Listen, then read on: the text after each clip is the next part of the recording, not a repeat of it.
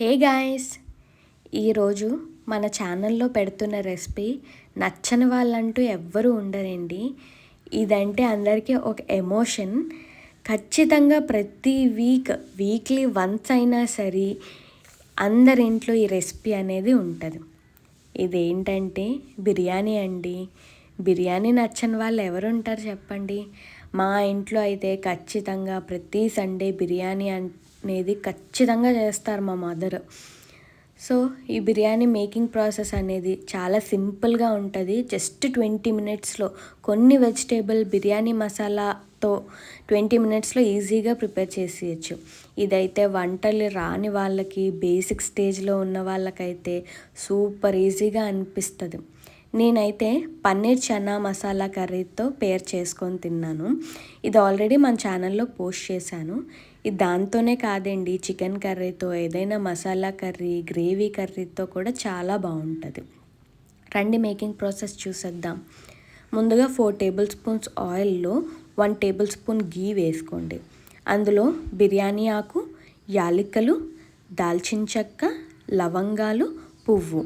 ప్రస్తుతానికి ఈ ఐటమ్స్ నా దగ్గర అవైలబుల్గా ఉన్నాయి. ఇంకా కొన్ని బిర్యానీ ఐటమ్స్ ఉంటాయి, అవన్నీ కూడా మీరు వేసుకోవచ్చు. తర్వాత ఒక ఆనియన్, 7 పచ్చిమిర్చి వేసుకొని ఆనియన్ పింక్ కలర్ వచ్చినంత వరకు బాగా కలుపుకోండి. ఇప్పుడు నేను ఇందులో ఒక క్యారెట్, ఒక పొటాటో వేసుకున్నాను. ఇంకా వెజీస్ ఏవైనా మీ ఇంట్లో ఉంటే వేసుకోవచ్చు. కాలీఫ్లవర్, గ్రీన్ పీస్, బీన్స్ ఏవైనా వేసుకోవచ్చు. ఇందులో కొబ్బరి పేస్ట్ ఒక 2 టేబుల్ స్పూన్స్ వేసుకోవాలి. ఇది కొబ్బరి అన్నం కాదండి, బిర్యానీయే, కానీ కొబ్బరి పేస్ట్ వేసుకుంటే చాలా టేస్టీగా ఉంటుంది. కొబ్బరి అన్నం నేను మళ్ళీ వేరేగా పోస్ట్ చేస్తాను. ఇప్పుడు టమాటో, అల్లం వెల్లుల్లి పేస్ట్ వేసుకొని పచ్చిదనం పోయేంత వరకు బాగా వేయించుకోండి. కొబ్బరి పేస్ట్ చేసుకున్నాం కదా, అదొక 2 టేబుల్ స్పూన్ ఇందులో వేసుకొని కొబ్బరి అంతా మన ఐటెంకి బాగా పట్టేలాగా కలుపుకోండి. బాగా మిక్స్ చేసుకోవాలి. మిక్స్ చేసుకున్నాక ఇప్పుడు రైస్ అనేది వేసేసుకోవాలి.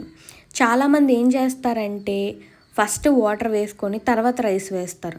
అలా కాకుండా ఫస్ట్ రైస్ వేసుకొని ఆ రైస్కి మన ఐటమ్ అంతా బాగా పట్టేలాగా కలుపుకోండి. వాటర్ ఫస్ట్ వేయడం వల్ల ఏమైపోద్దంటే మనం కొలతతో వేసుకుంటాం బాస్మతి రైస్. వాటర్ వేయడం వల్ల ఆ వాటర్ అంతా బాగా మరిగి ఎవాపరేట్ అయిపోయి, అంటే ఇక్కడ కొలతలు అనేది మిస్ మ్యాచ్ అయిపోద్ది అనమాట. సో ఫస్ట్ రైస్ వేసుకొని బాగా కలుపుకున్నాక వాటర్ వేసుకోవాలి. ఎప్పుడు 1:2 రేషియోలో వేసుకోవాలి. ఒక గ్లాస్కి 2 గ్లాసెస్ వాటర్ వేసుకోవాలి. కలుపుకొని ఇప్పుడు సాల్ట్ వేసుకోండి. స్టార్టింగ్లో వేయద్దు సాల్ట్. మూత పెట్టి 15 నిమిషాలు ఉంచండి. చూడండి ఎంత బాగా అయిపోయిందో బిర్యానీ మంది.